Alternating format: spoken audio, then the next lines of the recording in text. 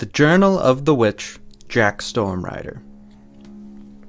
Spring, Week 1. After the first flowers of spring grew through the snows, I took the train out to my new appointment in RyderOnStorm. It's a small village in the northern highlands of Britannia. The nearest train station is a 2-hour walk. The walk was nice, and I got to the cottage by noon.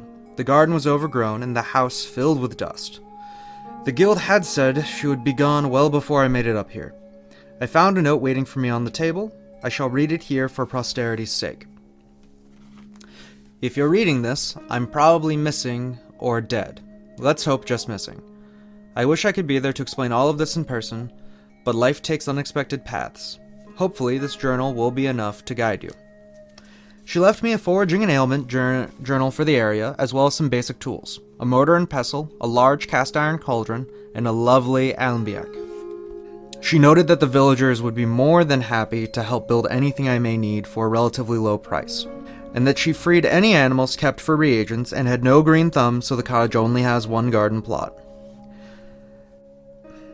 Just as I got my things unpacked, I had my first patient, a Mr. Kent Miller, the keeper of the local Copper Fox Tavern. Case 1. A Cursed Fox. Patient name, Kent Miller. Job, tavern keep. Ailment, clungy mouth. Reagents needed, silverleaf and ghost goo for curse and infection. After diagnosis and deciding on reagents to use, I headed off to Heroes Hollow. I should note that due to Mr. Miller's ailment, my examination was done outside. I found behind the cliff-sized skull of some ancient beast this local dungeon. As I make my way into Heroes Hollow, I nearly trip over an ancient staff. The rune sage should be for fire magic of some kind. It is rather long and stands well over 2 feet over my head. It has a Y at the top, and I decide to hang my lantern on it and read the runes out loud. The staff lights my lantern, and the passageways are now very well lit. I find myself in a library and decide to skim through some old books. Most are basic, but one had the most interesting notes on a place called The Strange. It says, "A land of friendly demons, erratic magic, and impossible structures. I did it. I broke through to a new realm. Now if only I had a map that could change with it." I suppose this Strange has some kind of portal here. I should look into this more. I find the silverleaf growing up one of the library walls. It looks grown deliberately as it accents the hardwoods here well. As I wander the halls of Heroes Hollow, I stumble across a letter addressed to the last witch. Now normally I would never read another's mail, but she is missing. But it was merely a thank you letter from an amateur mage dueling league. As I finished reading the letter, I spied an oddity. A wooden chest sniffing about.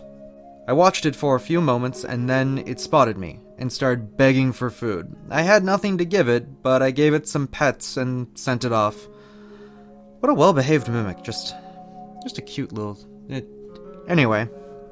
Luckily, where it was sniffing, I managed to find some of the ghost goo I was looking for. Reagents found, I went home to work on the tavern keeper's cure. Clungy wash. Silverleaf, crushed for infection. Ghost goo, boiled for curse. While the ghost goo boils down in a cauldron, use a mortar and pestle to crush silverleaf into a fine silver dust. Stir into boiling ghost goo with at least half as much water as goo. Gargle and spit 3 times. After making the wash and instructing him on its use, Mr. Miller wasted no time, though he was polite enough to spit off into the grass and not in my garden. He thanked me profusely and gave me the 20 silver, as well as saying I should come down to the tavern for dinner on him. I accepted, and it was a fine and hearty lamb stew. I spent much of the remaining week cleaning the cottage and tending to the garden. Either in her absence or neglect, a lovely nurse willow has grown in this plot. It curves and twists with long, thin, dripping branches. I pulled out a bench from the cottage and made sure it was set so I could rest my back to the tree. Having this here is a blessing, as both the comfort it gives and the sweet surgeon sap I can harvest from it. The sap actively encourages the healing process. Once I had the cottage and the garden all set up, I decided to make a small, well, it started out to be small, but That was my intent, but it got a bit carried away. Fire pit. It ended up being about 5 feet across by the time I was done. I needed this to see what the fire staff, I'll need a better name for it, could do.